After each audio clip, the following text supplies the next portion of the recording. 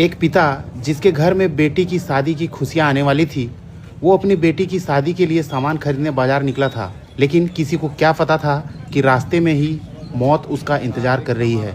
ये टूटे हुए बक्से, पलंग, फ्रीज, कूलर, अलमीरा, गद्दे जो आप देख रहे हैं, ये उसी बदनसीब बाप ने अपने जिंदगी भर की कमाई से खरीदे थे। तेज रफ्तार और बेकाबू ट्रक ने कई वाहनों को रौंद दिया और उसी हादसे में उस पिता की जिंदगी हमेशा के लिए खत्म हो गई।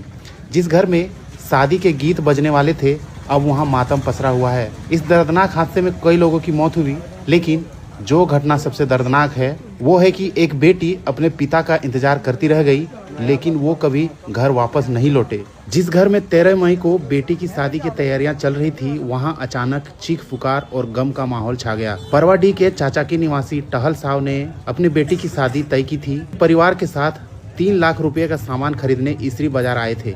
खरीदारी पूरी करने के बाद वे पिकअप वैन से घर लौट रहे थे। इसी दौरान तेज रफ्तार कोयला लदे ट्रक ने पिकअप वैन को जोरदार टक्कर मार दी।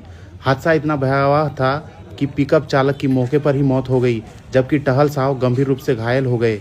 इलाज के दौरान उन्होंने भी दम तोड़ दिया। जिस पिता ने अपनी बेटी की शादी के सपने सजाए थे, वही अपनी बेटी की डोली उठने से पहले ही दुनिया छोड़ गए।